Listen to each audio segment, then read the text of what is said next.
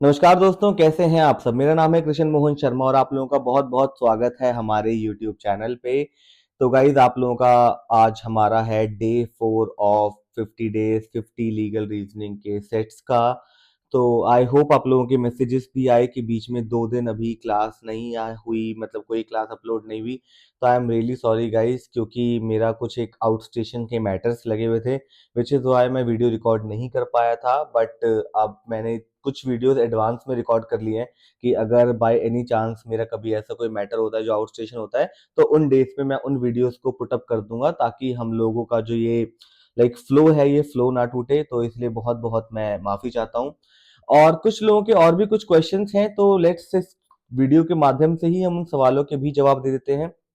सबसे पहला सवाल जो आ रहा है वो ये है कि सर हम लोग करंट अफेयर्स को कैसे करें, कहाँ से करें? करंट अफेयर्स एक बहुत सब्जेक्टिव टॉपिक है, बहुत वास्ट है करंट अफेयर्स, और एग्जाम में जो पूछा जाता है वो बहुत छोटा पार्ट पूछा जाता है। तो लोग सोचते हैं कि सिर्फ इतने से क्वेश्चंस के लिए हम इतना सारे करंट अफेयर्स पढ़ें, विच इज वो याद रखना भी मुश्किल हो जाता है। तो सबसे मैं आप लोगों को एक वीडियो में कुछ ऐसे इंपॉर्टेंट टॉपिक्स बताऊंगा जिससे रिलेटेड करंट अफेयर्स पूछे गए एग्जाम में। जैसे फॉर एग्जांपल अगर हम देखें तो अवार्ड्स अवार्ड्स से लेके हमेशा करंट अफेयर्स में क्वेश्चन आते हैं कि भाई अवार्ड्स, कौन सा अवार्ड किसको मिला, Nobel prize, peace prize, Arjuna award, Khel Ratna award, Ramon Magsaysay award, an number of awards हैं। तो उन वो अवार्ड्स और उनके रेसिपिएंट्स बहुत इंपॉर्टेंट है। स्पोर्ट्स और उसके इवेंट्स बहुत इंपॉर्टेंट है। तो हम ऐसे ही मैं आप लोगों को एक वीडियो में टॉपिक्स बताऊंगा जो जो करंट अफेयर्स में ज्यादातर पूछे जाते हैं, जिससे कि आप लोगों की करंट अफेयर्स की जो थोड़ी सी प्रॉब्लम है, जो बहुत बड़ा सिलेबस है, आप उसको थोड़ा सा सेग्रीगेट कर पाओ और एबीसी एनालिसिस कर पाओ कि कौन सा टॉपिक ज्यादा इंपॉर्टेंट है, ज्यादा एग्जाम में पूछा गया है, कौन सा टॉपिक थोड़ा सा लीस्ट इंपॉर्टेंट एग्जाम में कम पूछा जाता है। ठीक है, तो ये तो हो गई करंट अफेयर्स की बात। नेक्स्ट, क्या हम करंट अफेयर्स की वीडियोस लाएंगे? जी हाँ, बहुत जल्द मैं प्लान कर रहा हूं। जैसे हम लोगों ने ये लीगल रीजनिंग की सीरीज स्टार्ट की है, ऐसे ही हम लोग एक पॉलिटी की सीरीज स्टार्ट करेंगे, और हम लोग ट्राई करेंगे कि पॉलिटी की basically would be for the PG students, और हम लोग स्टार्ट करेंगे एक करंट अफेयर्स की भी सीरीज जो हमारा लेट्स से यूजी पीजी दोनों के लिए काम आ जाएगा। ठीक है, तो आज का हमारा जो टॉपिक है वो बहुत इंपॉर्टेंट टॉपिक है, जिसका नाम है पब्लिक न्यूसेंस। ठीक है, पब्लिक न्यूसेंस, अगेन न्यूसेंस है बेसिकली टॉपिक। न्यूसेंस के दो पार्ट्स हैं, पब्लिक न्यूसेंस और प्राइवेट न्यूसेंस। तो हमने इसमें दोनों पब्लिक और प्राइवेट न्यूसेंस दोनों चीजें कवर की हैं। बहुत इंपॉर्टेंट टॉपिक है, मैंने एज सिंपल एज जितना हो सकता था उतने में समझाने की कोशिश की है। आई होप इस वीडियो के बाद आप लोगों को न्यूसेंस वाला टॉपिक पूरा क्लियर हो जाएगा। अगर स्टिल कोई डाउट रह जाता है तो आप कमेंट सेक्शन में अपने डाउट्स को लिख सकते हैं, मैं ऐसे ही वीडियो के माध्यम से ही उन सवालों का भी जवाब दे दूंगा। और ये वाली जो पीडीएफ है ये आपको हमारे गूगल ड्राइव पे मिल जाएगी, तो हमारे ड्राइव पे जाएं और इस पीडीएफ को अपलोड कर लें, ताकि आपको बार बार इस वीडियो पे ना आना पड़े रिविजन के टाइम पे भी। तो अगर वीडियो अच्छी लगी हो तो अपने फ्रेंड्स के साथ शेयर करें। चलिए वीडियो स्टार्ट करते हैं। हाँ जी, तो चलिए वीडियो को स्टार्ट करते हैं। तो जैसे कि मैंने आपको बताया, आज का हमारा टॉपिक है public nuisance. Again public nuisance is one of the favourite topic of the examiners. In fact ये इन जनरल लाइफ में भी आपका बहुत इंपॉर्टेंट टॉपिक है। आप normal day to day life में भी बहुत फ्रीक्वेंटली पब्लिक न्यूसेंस जैसी चीज को आप एनकाउंटर करते होंगे। तो चलिए हम स्टार्ट करते हैं आज के इस पैसेज को। तो पैसेज हमारा क्या बोल रहा है? अ public nuisance is N unreasonable, unwarranted or unlawful interference with the right or with a right common to the general public. Public nuisance is an unreasonable, unwarranted, or unlawful interference with the right common to the general public.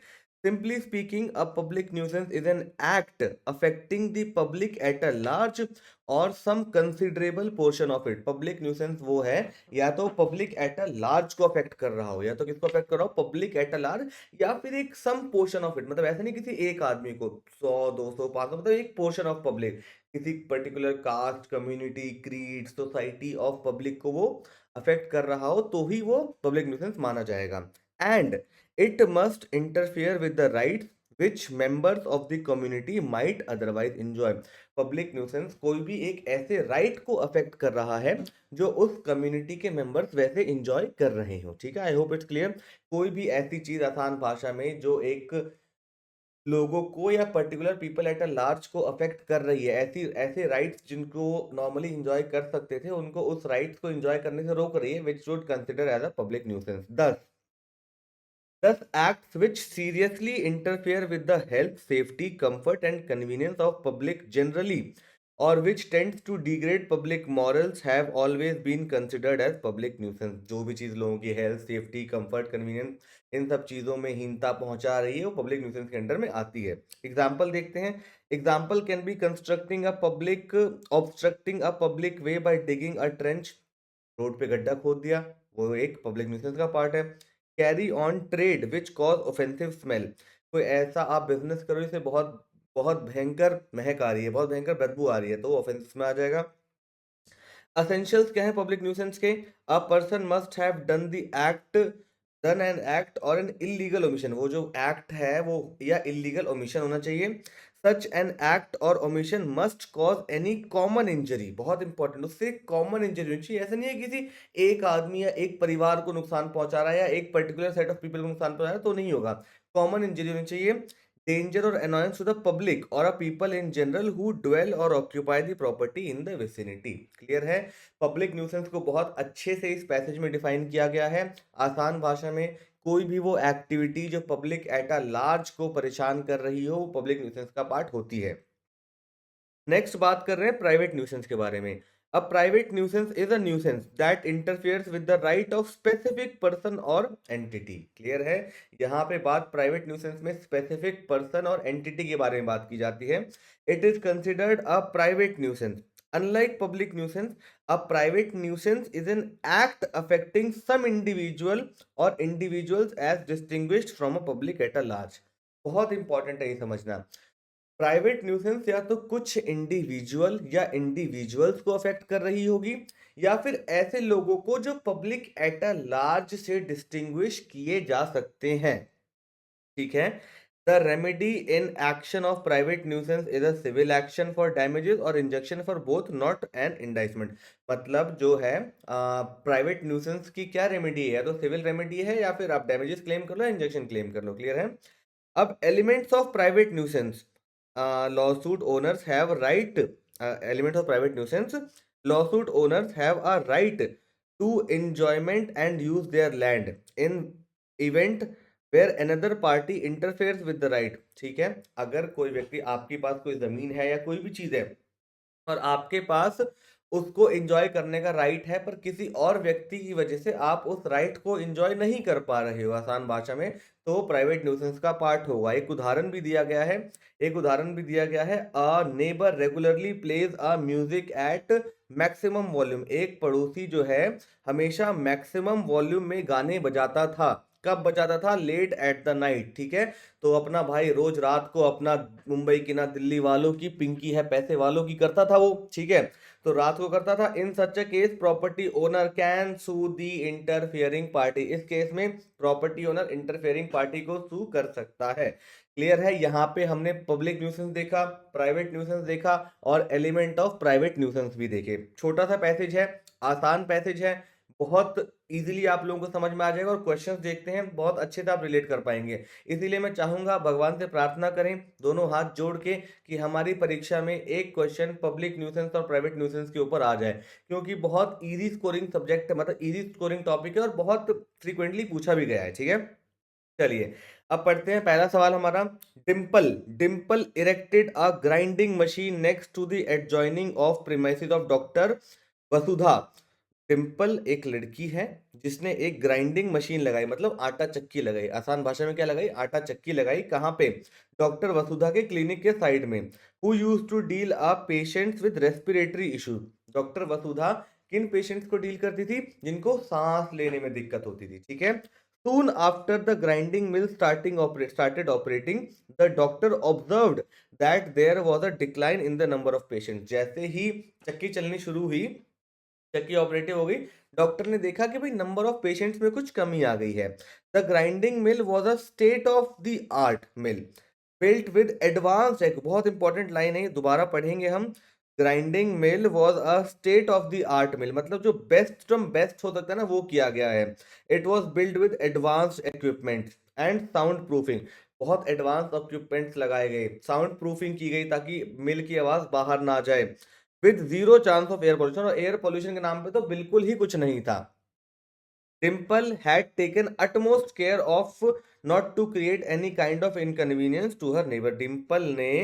Dimple ने हर छोटी चीज का ध्यान रखा है कि किसी भी वजह से उसके पड़ोसियों को दिक्कत नहीं होनी चाहिए। Nevertheless the respiratory patients alarmed due to the presence of grinding mill stopping visiting doctor Vasudha. लेकिन हुआ क्या, जो रेस्पिरेटरी पेशेंट्स थे उनको पता चल गया कि भैया यहाँ पे एक ग्राइंडिंग मिल है, तो उन्होंने आना बंद कर दिया। ठीक है, अब देखते हैं क्या है। Dimple is not liable for nuisance, मतलब डिम्पल न्यूसेंस के लिए लाइबल नहीं है। Doctor Vasudha can sue Dimple on the grounds of private nuisance. See, doctor Vasudha has had losses in terms of the regular patients resulting from the setup of Dimple's grinding mill, both B and C। मेरे हिसाब से answer है इसका option number A. Answer is option number A. क्यों, मैं बताता हूं क्यों, बहुत इंपॉर्टेंट है कि मैंने इसका आंसर नंबर ए क्यों बोला। वसुधा ने मिल डॉक्टर का काम चल रहा था, हाँ चल रहा था। डॉक्टर किस तरीके के पेशेंट्स को देख रही थी, रेस्पिरेटरी पेशेंट्स को, ठीक है। उसके साइड में डिम्पल ने एक प्लॉट खरीदा, उस प्लॉट में डिम्पल ने आटा चक्की चलाई, ठीक है, आटा चक्की लगाई। लेकिन स्पेशली ये बात मेंशन यहां की गई है कि डिम्पल ने हर चीज का ध्यान रखा, उसने एडवांस इक्विपमेंट लगाए, साउंड प्रूफिंग की, जीरो एयर पोल्यूशन, उसने पूरा ध्यान रखा कि किसी भी नेबर को कोई दिक्कत नहीं होनी चाहिए। लेकिन फिर भी लोग नहीं आ रहे हैं, तो भैया Dimple private, Dimple is not liable for any type of nuisance whether it be private or public. Clear है। नेक्स्ट देखते हैं, थोड़ा सा और क्लियर होगा। मिलिंद आया, मिलिंद ने एक और दूसरी साइड मशीन लगा दी। दूसरा केस है, ठीक है, दूसरा केस है, दूसरी साइड मत सोचो। सोचो एक लड़का है मिलिंद, मिलिंद ने क्या की, ग्राइंडिंग मशीन लगाई, दोबारा आटा चक्की लगाई, कहाँ पे, डॉक्टर वसुधा के साइड में। डॉक्टर वसुधा के तो सब पीछे पड़ गए हैं, ठीक है। मिलिंद ने भी एक आटा चक्की लगा दी डॉक्टर वसुधा के साइड में। Who use to deal with patients with respiratory issue, लेकिन डॉक्टर वसुधा आज भी रेस्पिरेटरी इश्यूज के पेशेंट से ही डील कर रही है। Soon after the grinding mill started operating the doctor observe there was decline in the number of patient. वही कहानी, सेम वही कहानी, डॉक्टर वसुधा बेचारी वहां से जाके कहीं और शिफ्ट हुई, वहां पे एक और मिलिंद आ गया, मिलिंद ने वहां पे आटा चक्की लगा दी। अब वहां पे आटा चक्की लगा दी तो दोबारा जो सांस लेने वाले पेशेंट थे उनको में उनमें देखा कि पेशेंट्स की काउंटिंग कम हो गई है। The grinding cause serious interference with the operation of doctor Vasudha clinic. भैया ग्राइंडिंग ने बहुत दिक्कत करी डॉक्टर वसुधा के क्लिनिक को चलाने में। The clinic was a small one and the patients would have often have to wait outside in the porch। मतलब क्लिनिक बहुत छोटा था, डॉक्टर वसुधा का बहुत बड़ा काम नहीं था, बहुत छोटा सा क्लिनिक था, लेकिन भीड़ पूरी होती थी। तो जो पेशेंट्स थे उनको कहाँ वेट करना पड़ता था, पेशेंट्स को बाहर वेट करना पड़ता था। Particles flowing from the mill would irritate the patient sitting on the porch. अब चक्की में तो पता है आपको पार्टिकल्स उड़ के आ जाते थे, भाई मिलियन ने इतना ध्यान रखा नहीं था, तो पार्टिकल्स लोगों के नाक में, मुंह में, आंख में चले जाते थे। Patients eventually stopped visiting the doctor Vasudha. Patient ने यहाँ भी डॉक्टर वसुधा को विजिट करना बंद कर दिया। अब डॉक्टर वसुधा ने क्या फाइल कर दिया, सूट फाइल कर दिया। आप देखते हैं options. Sensitive plaintiff Dr. Vasudha's premises was small. The particles did not float inside the clinic. It was only outside the porch where the patients used to wait। बहुत बहुत बहुत उम्दा पॉइंट दिया गया है कि भैया डॉक्टर वसुधा जो है उनका क्लिनिक छोटा था और पार्टिकल्स क्लिनिक के अंदर जाके लोगों को परेशान नहीं कर रहे थे, जो क्लिनिक के बाहर था उसको परेशान कर रहे थे। ठीक है, next, a suit for nuisance would fail. वही बात है, अंदर सेकंड पॉइंट में सेम है, both A and B. D is Milind is liable for nuisance. Answer is option number D, Milind is liable for nuisance. कि भैया मिलिंद जो है उसने ध्यान नहीं रखा, उसके पार्टिकल्स लोगों को परेशान कर रहे थे, रेदर इट बीट बाहर कर रहे हो, अंदर कर रहे हो, कहीं भी कर रहे हो, उसके पार्टिकल्स उड़ उड़ के लोगों को परेशान कर रहे थे, इरिटेट कर रहे थे। और डॉक्टर वसुधा की, उसकी वजह से डॉक्टर वसुधा के पेशेंट आना बंद किया। उसके उसके पार्टिकल्स जो है डायरेक्टली डॉक्टर वसुधा के पेशेंट्स को अफेक्ट कर रहे थे। क्लियर है। Option number 3, answer question number 3 देखते हैं। साहिल है, Sahil revamped the entrance gate of his house. Sahil ने अपने घर का एक नया एंट्रेंस गेट लगवाया। The gate open towards the outside. अब गेट कहाँ खुलता है? गेट बाहर की तरफ खुलता है, समझो। बहुत इंपॉर्टेंट पॉइंट है ये, बहुत इंपॉर्टेंट पॉइंट है। साहिल ने अपने घर का गेट बनवाया, वो गेट कहाँ खुलता है? बाहर खुलता है, ठीक है। तो when ever he opened the get it would block the road outside. जब भी गेट खुलता था वो बाहर की रोड को ब्लॉक कर देता था। क्लियर है? सोचो गेट खुलता था तो इमेजिन करो गेट बाहर खुल रहा है, गेट बाहर खुला, पतली सी गली है, तो बाहर की रोड ब्लॉक हो गई। So he constructed a small door next to the main gate and started using that alternatively. तो उसने गेट के बिल्कुल साइड में, next to the main gate, हाँ बिल्कुल साइड में एक और छोटा गेट बनाया और कभी कभार उसको अल्टरनेटिवली यूज करने लग गया। Decide which kind of nuisance would create when he would use the new gate instead of small door. बताओ जब भी, क्योंकि यहाँ पे लिखा है ऑल्टरनेटिवली, यहाँ पे लिखा है क्या? ऑल्टरनेटिवली। ऑल्टरनेटिवली का मतलब क्या होता है? ऑल्टरनेटिवली का मतलब क्या होता है कि भैया कभी तो वो बड़ा यूज करता था, मैं नए वाला, कभी वो छोटा यूज करता था। तो जब वो बड़ा गेट यूज कर रहा है तो किस टाइप ऑफ न्यूसेंस हो रही है? This amounts to private nuisance, this amounts to private nuisance, this amounts to public nuisance, this doesn't amount to nuisance as he was not actively using the gate, this doesn't amount to nuisance as there is an obstruction only when there is a traffic and not otherwise। तो C और D तो बिल्कुल ही हटा दो। Public है या private है? Answer is option number B, this amounts to public nuisance. बेहद बेहद बेहद आसान सवाल, मजा आ गया। लास्ट क्वेश्चन देखते हैं आज का। साहिल दोबारा रिवैम्प करवा दिया उसने गेट, दोबारा नया घर का नया गेट रिवैम्प करवा दिया भैया ने। अब भी पर दिक्कत वही, साहिल दिमाग लगाता नहीं है। दोबारा क्या है? गेट कहाँ खुल रहा है? गेट खुल रहा है बाहर की तरफ। दोबारा गेट कहाँ खुल रहा है? बाहर की तरफ खुल रहा है। Whenever he open the gate, जब भी उसको गेट खोलता, it would block the road outside. Gate खोलता तो बाहर की रोड दोबारा ब्लॉक कर देता। सो लेकिन इस बार उसने एक स्मॉल डोर बनाया next to the main gate, दोबारा एक नया गेट डोर बनाया next to the main gate, completely stopped using the main gate. अब यहाँ पे डिफरेंस देखो, यहाँ पे डिफरेंस देखो। यहाँ पे क्या था? ऊपर वाले में उसने ऑल्टरनेटिवली स्टॉप किया था, नीचे क्या है? उसने कंप्लीटली स्टॉप कर दिया है। ऊपर क्या था? ऑल्टरनेटिवली स्टॉप किया था, नीचे उसने कंप्लीटली स्टॉप कर दिया। अब वो नया गेट, जो नया बड़ा गेट है जो ऑब्स्ट्रक्शन क्रिएट करता था, अब वो इस गेट को यूज ही नहीं कर रहा है। ऑप्शन देखते हैं। Amount to private nuisance, amount to public nuisance because gate whenever opened would create problem. This doesn't amount to nuisance as gate was no longer in use. This doesn't amount to nuisance as there is an obstruction only when there is a traffic and not otherwise. Answer is option number C. This does not amount to nuisance as gate was no longer in use. ये किसी तरह का nuisance ही नहीं है क्योंकि उस दरवाजे का इस्तेमाल ही नहीं किया जाता था। ठीक है, तो आई होप न्यूसेंस टॉपिक आप लोगों को क्लियर होगा, अच्छा लगा होगा, समझ में आया होगा। तो अगर टॉपिक समझ में आ गया, अच्छा अगर आप लोगों के कुछ डाउट्स होते हैं ना तो आप नीचे कमेंट में डाउट मेरे से पूछ सकते हो, मैं उसका रिप्लाई भी कर दूंगा। तो अगर वीडियो अच्छी लगी हो तो इसको, चैनल को सब्सक्राइब करें, वीडियो को अपने फ्रेंड्स के साथ शेयर करें। बहुत जल्द मिलेंगे अपनी नेक्स्ट वीडियो में। जय हिंद।